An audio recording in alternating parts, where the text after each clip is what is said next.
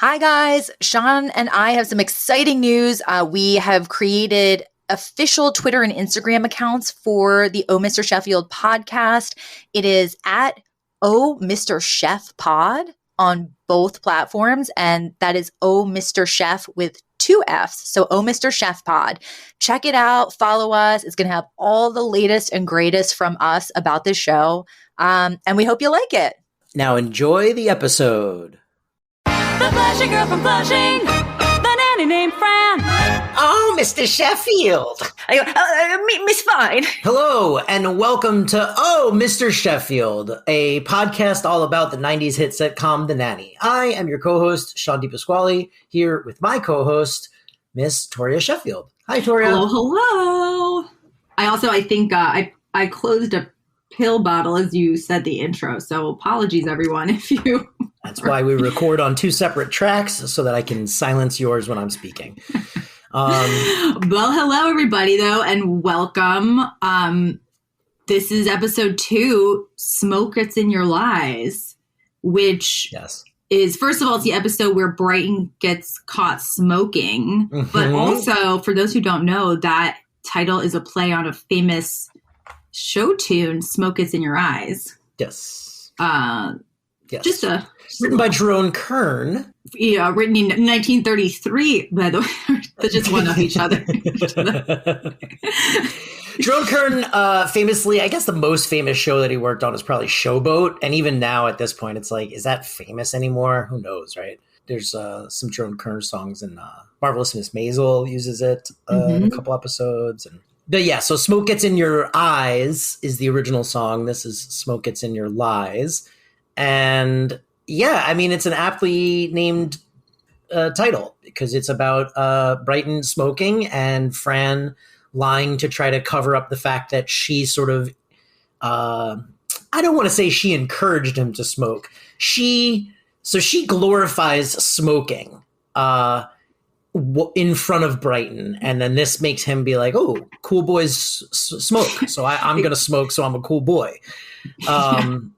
I mean, and that's like basically the setup, right? Yeah, it's exactly the setup. And it's important to note that happens with Val, who is Fran's best friend throughout the series. She gets brought back in the second episode and seeing the mansion for the first time. And this is only important if you listen to our little interlude that we posted before this, where we explained that we had initially watched the 4th episode second. And now that we've watched this in the accurate order, it makes so much sense that they brought Val back for this and introduced her as a staple. But so, yeah, they have this conversation. They talk about the coolest kid back when they were kids. He's a smoker. And of course, young Brighton takes that as inspiration. Yeah. And, I think we mentioned in the first episode how originally Val was actually supposed to be the person that stole Fran's boyfriend. The sort of impetus for her, losing her job and then coming and becoming a nanny. And then they changed that. And I got to say, again, I think good call, because what would you have done? It's smart to have her have like a neighborhood friend who can come and sort of, well, she does 2 things, Val, right? She like shows how Fran is more refined. Like, even though Fran seems unrefined in the settings of the Sheffield home, once you see Val, you realize like, oh, Fran is actually even more refined than maybe the people from her neighborhood. She's like the closest we're going to get. Yeah. And Val's played by Rachel Chagall, who, Steven Seagal's wife. No, I'm just kidding. That actually confused me because it was Chagall, like the Jewish painter. Oh, Chagall. Witzing. So, but anyway, yeah. So we've got Val. She's instantly sort of this great comedic sidekick to Fran. Like, even the way they're walking around the room together is funny from a physical comedy standpoint.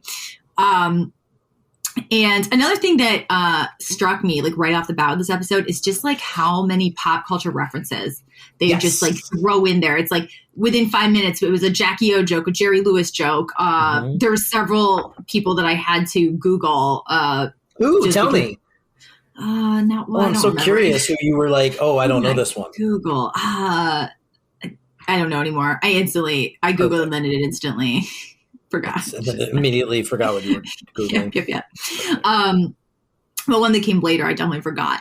But, and then essentially, like in this episode, we also see that Fran she's clearly different than all of these kids' previous nannies, because there's this great scene where Brighton comes home with a note from his headmaster, and he's basically thinking he's going to trick Fran into signing it without knowing what she's signing. And she literally, she grabs a note from his hand and is like, "I'm so many steps ahead of you, kid. I'm in a different time zone."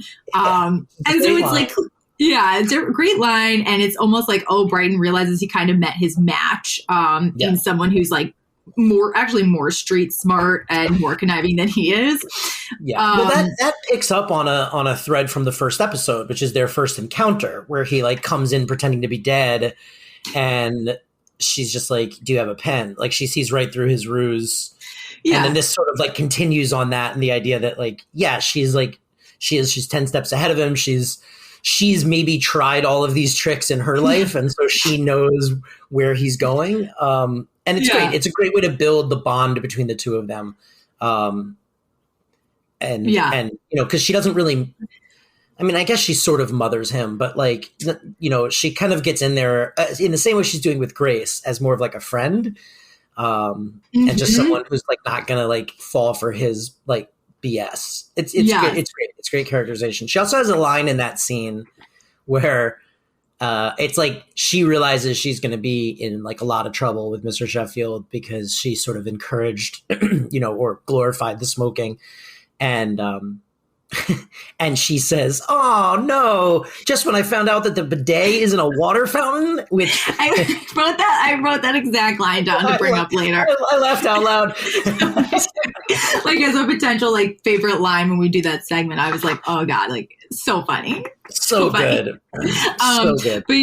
But so again, to refresh people's memories, she like Brighton basically says like, "If you tell my dad about this, he's going to know that I got the idea from you, and so you're going to go down with me," which leads to this big internal conflict for Fran in the episode, where she's like, "Do I lie or do I tell Mr. Sheffield and jeopardize my job?"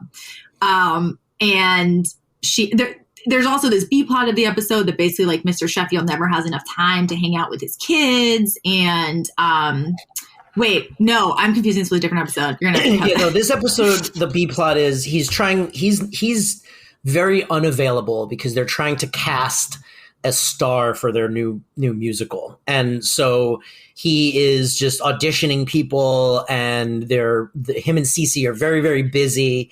And so then this is exactly what I was thinking. I thought I was wrong, but I was right.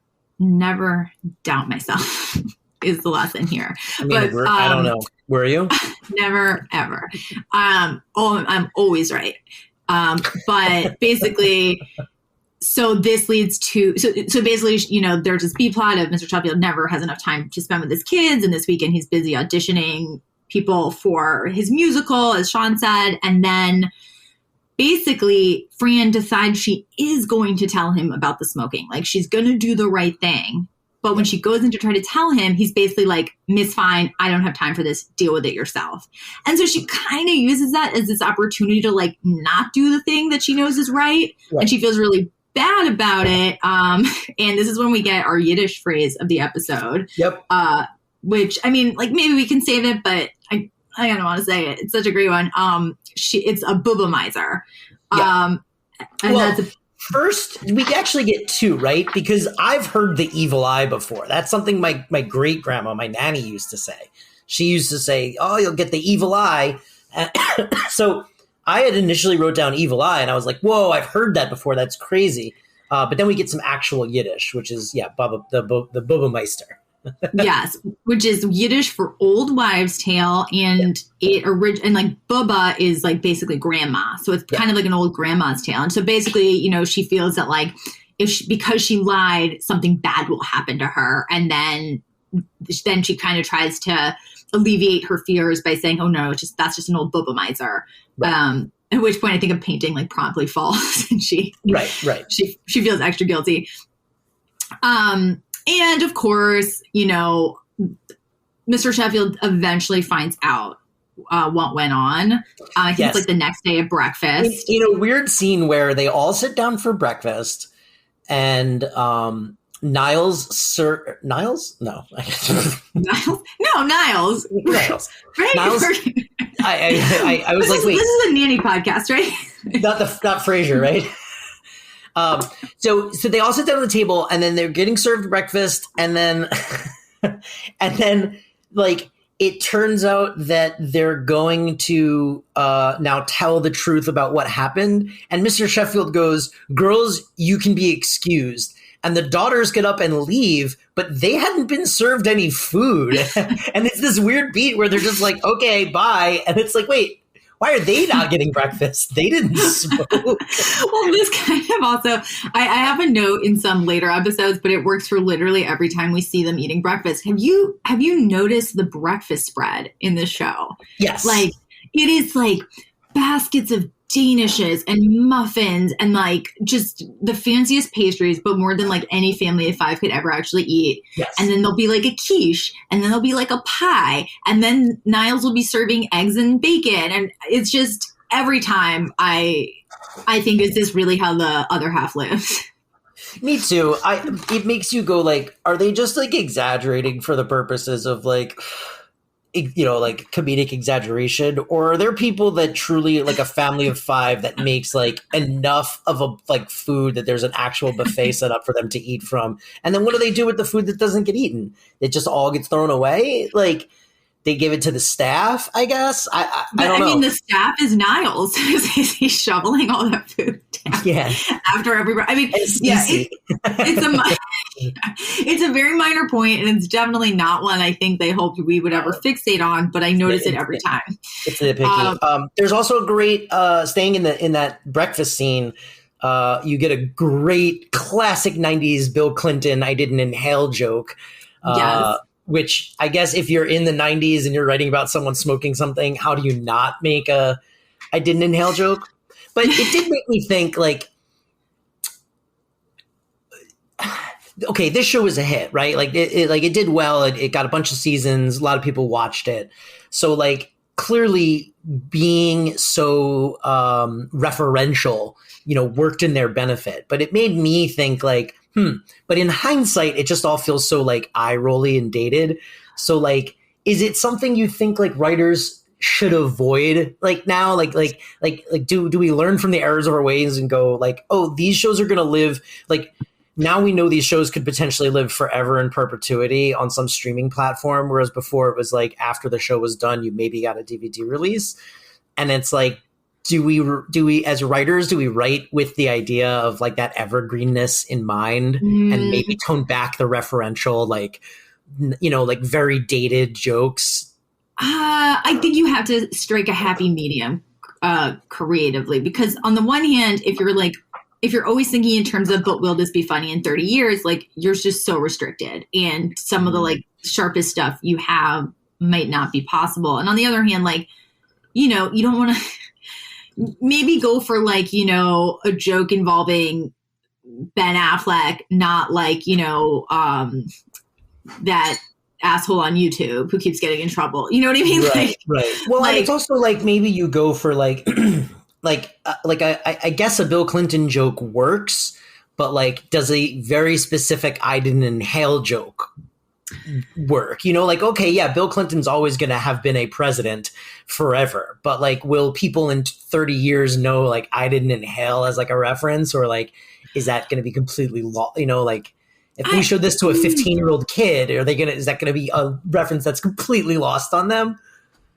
I think go for it. And I think that I think what has been successful, sort of like the proof is in the pudding. Like look at The Simpsons. Like that's almost all referential, and that's one of the most successful comedies in history. And you kind of, you know, write for the people who are watching, I think. Yeah. No, that's a good point. See, this is why I've never made it as a successful sitcom writer, because I'm always like, no, the jokes have to all be evergreen. All right. So what else happens in this episode? It's interesting how some of these episodes are like the plots are very, very thin. They're very, very simple plots, and everything, it's all just like a mechanism for like how many jokes per commercial break can we fit in. Hey, it's Kaylee Cuoco for Priceline. Ready to go to your happy place for a happy price? Well, why didn't you say so? Just download the Priceline app right now and save up to 60% on hotels. So whether it's Cousin Kevin's Kazoo Concert in Kansas City, go Kevin, or Becky's Bachelorette Bash in Bermuda, you never have to miss a trip ever again. So download the Priceline app today. Your savings are waiting. Go to your happy place for a happy price. Go to your happy price, Priceline. Yeah. I mean, I even have a note where I'm like, this is, of all the episodes we've seen so far, because we watched a little ahead, this is the simplest, because it also gets resolved really quickly. Like, basically, you know, after Fran and Mr. Sheffield initially fight about this, because he's like, how could you have given this boy this idea? He ultimately says something like, you know, no, it's really not your fault. Let's try to teach him a lesson. And then, like, within 5 minutes, they teach Brighton a lesson. That's kind of the episode. Yeah, well, and then this is a very important part, though, because this is the first introduction of Grandma Yetta, which is Sylvia's mother. So it's Fran's grandmother. And Yetta comes back a bunch of times, and she's portrayed here by Anne Gilbert, right? Who was only like, I think, like, I don't know, maybe like 5 years younger tin the lady who plays Fran's mom. She's 12 years older than the actress who plays Fran's mom. Which is like, you know what? It's the classic Sean Connery, Harrison Ford.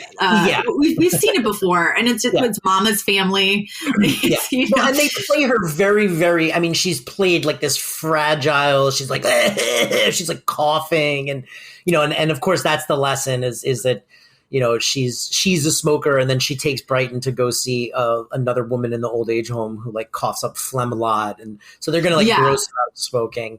Yeah. So the lesson is basically, let's go take Brighton to meet my grandmother, who is disgusting because she smoked her whole life, and all these other old people who smoke. And we also breezed over this really big cameo in this episode because when Fran goes to talk to Mr. Sheffield, he's with Cece auditioning people for this musical, and that is when we see Carol Channing. And he sets it up in like the perfect. He goes like, if only we could find someone who's like very well known on Broadway and is a good singer and has like a crazy personality. And then they're like, okay, next. And then Carol Channing walks out, and then she goes like, and then they're like, next. And then I think Fran comes in and like acknowledges that she's Carol Channing, but never says her name. She comes in and she's like, oh my God, I love you. And she's like, thanks. And then she's like, you know, okay, goodbye. And then that's it. And she leaves. But again, this is another way that the show really, there's an element of like a love letter to musical theater throughout this whole series. And, you know, like if you're not a Broadway or musical theater person, you're going to have no idea who that is. I have the note, Sean, did you just J in your P? I did, and I wrote the note. Literally, I wrote, this show marries musical theater and Jewish humor, and that's why I love it. But so, you know, we have that little like deliciousness happening in this episode, and then we have the resolution coming fairly quickly with very little drama. Although, before this in the episode, Mr. Sheffield and Fran do have this sort of like, it's like a married couple fight, you know? He's like, I can't believe you let this happen. And she's like, you're off with your fancy musical people theater while I'm here raising the children. And, you know, he's like, that's literally your job. Yes. But we get our first taste of like their dynamic post-pilot, which is, you know, very quickly a couple, even though they're not technically romantic. And I mean, I think the show, even from the pilot, was setting up like these two people are going to be together eventually, and this just sort of, you know, follows on that, you know, that groundwork that was laid, and kind of shows that Fran, like at one point she gets like very informal with him, and then she like quickly is like, I mean, Mr. Sheffield, sir. And she like, corrects herself because she's like, oh, right, I'm still an employee here. But you can already see he doesn't correct her. She corrects herself. And you can already see there's like this familiarity that like he's allowing from, what's essentially an employee, for whatever reason, maybe because he likes her, or because just she's charming, or, she's got, something about her, obviously. Yeah, I mean, joie de vivre. A certain joie de vivre, some might say. And yeah, so it's like, and that's really like, again, it's simple. It gets resolved. It's really fun and delightful. And I'm looking now back at like my favorite parts / lines, which is something that we like to go over each week. And we already did. He's going to fire me just when I learned the bidet wasn't a water fountain. But there's a line that I really loved, and I loved the delivery. And it actually came from Gracie, of all people, who again is the youngest child. It's early on in the episode when they establish that Mr. Sheffield is like never home because he's working all the time. She goes, maybe daddy's seeing other people. Oh no, sorry. It's maybe daddy's seeing other. Yeah, no, it was like maybe daddy's seeing other children. And it was like with such genuine fear and concern. And it almost really felt like her acting had definitely turned a corner from when we saw her in the pilot. Yeah, she definitely figures out this character in this episode, and she starts nailing all of her line delivery. She's not like doing this like overacty, like so edgy thing. She delivers it more like she's like a she's pulling off the precocious child who's like beyond her years a little bit better here. Yes, and the neurotic for sure. Oh yeah, for sure. Yeah, I mean, we that the bidet line is maybe my favorite. I also liked, there's like some really good there's some really good Val stuff. I like the I really like the bad Leroy Brown reference, which is like, again, feels like, man, I guess that's a joke that you would have gotten in the 90s because it was a popular oldie at that point. But now that song is like 50 years old. Probably old. I mean, it's not older. Yeah. Older. It's got to be like 70 years old at this point. I'm gonna Google. Hold on. You Google that. So yeah. So the line is, she goes, they're talking about, these like bad boys they knew when they were in school. And she says, oh yeah, oi. And now they're all taken. And Val says, you remember Lenny? And Fran goes, sure. Lenny Brown, baddest man in the whole. Oh no, wait, that was Leroy. And it's just like, I don't know how you would, I don't even know how you get to that joke, like, unless you're working for it. Like, also, you were right. It actually came out in 1973, which is literally like 15 years later than I would have guessed. So yeah, you're right. It's around the 50-year mark. Yeah, it's about 50 years old. Yeah. All right. Yeah, that's crazy. I'm going to hand this one to you. But no, yeah, it's definitely one of those jokes where it's like someone had that in a drawer and was waiting for. They also make a Hand That Rocks the Cradle reference, which was funny to me because the kid is in Gracie was in Hand That Rocks the Cradle. The actress, not the character. Okay, yeah, and that is also Maggie was in Beethoven, not Gracie, but that was one of the references that I Googled, was the actress that they referenced. Rebecca De Mornay. Yeah, she goes, oh, I'm the worst daddy in the world. All right, Rebecca De Mornay, then me, which was a great line because The Hand That Rocks the Cradle had probably just come out. And like, I guess if you don't know and you're watching this or you're listening to this podcast to understand more of the references in the show because you're young, hi, welcome. Hand That Rocks the Cradle was about a crazy live-in nanny that like gets obsessed, I think, with the husband. And like the only thing I remember from that movie, I saw it when I was very young on HBO. I was probably too young to see it. And I remember there's a scene where Rebecca De Mornay breastfeeds this woman's baby. And like, I was young enough that I was like, ooh, boobs. And then she like puts the baby to her breast and I knew it wasn't her baby. And I was immediately like, oh, I shouldn't be watching this. I don't know what's going on, but this is all like, this is bad things.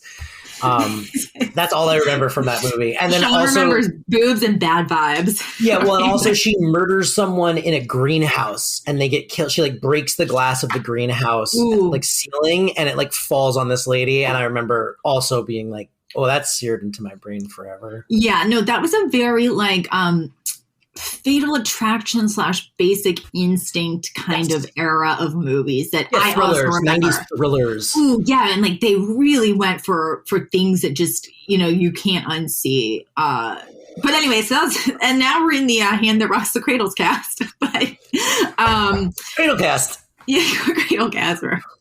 We talk about references that Fran makes. We only do podcasts about 90s things that involve nannies. Yep. All right. Well, I guess that means we've about run out of steam. What other do we have other we did the Yiddish. We did the Yiddish. I think we don't really need to do who's the Fran or who's the Cece in this episode because Cece's not in it at a time, but I will grace you with a nanny fact that I think is pretty pertinent to this episode, or it's just interesting. So initially, the producers, I'm reading this from IMDb, by the way, producers planned to make the main character of Fran an Italian-American, but Drescher wanted the character to remain Jewish. The character of Val, however, is Italian-American, even though Rachel Chagall, the actress, is actually Jewish.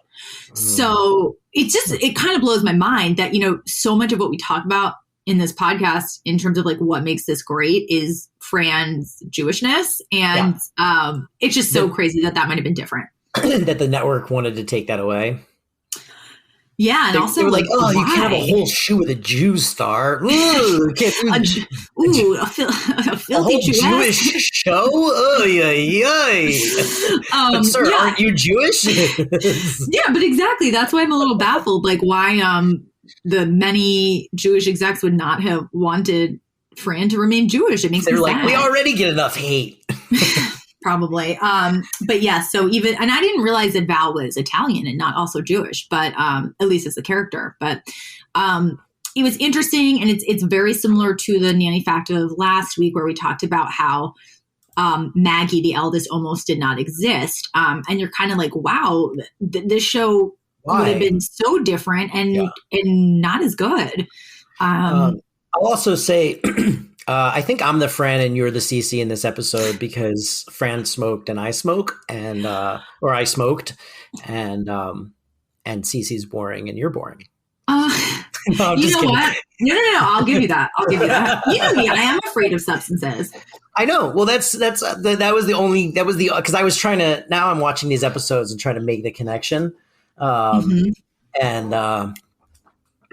that was the only connection that I could draw between the two of us and these characters, because I was like, I did used to smoke. And another connection is that even though I think I'm objectively the person that tries to do things right more, it's like you have failed upward. Because Cece, Cece Fran. Has the right. She's doing it all right. She's from the right people. But is she doing it right though? She's like kind of miserable. She's not fun. Just like me. Yeah, that's how it works, I guess. All right. Well, that's a downer. Listen, what would you rate this episode on based on the two we've seen so far? Where would you put this one? Above or below the pilot? I think actually below. Same. I think out of two, not as strong as the pilot, but pretty good. I would definitely, that was cute, but not as strong as the pilot, not as funny as the pilot, certainly. And we're a little biased because we watched ahead, and I think we loved the next couple episodes they were very strong. So I think that's probably also clouding my judgment a little bit. That's true. But that's it for this week. Yes. We're hoping to keep these kind of short and sweet, so that you can, move on with your lives and your days. We don't want to keep you here forever. You're not our captive. But I will say this, we can now say, go to anchor.fm/thenannypod. And you can do this cool thing where you can click on a little button and leave us a voicemail. Maybe give us your best Fran Fine, Mr. Sheffield impressions, and we'll play all the funny ones on the show. So yeah, go to anchor.fm/thenannypod. Well, thank you guys. Yeah, thank you. Yeah, and we will see you next week. That's right, with more The Nanny. The Flushing girl from Flushing, the nanny named Fran. Oh, Mr. Sheffield. I go, Miss Fine.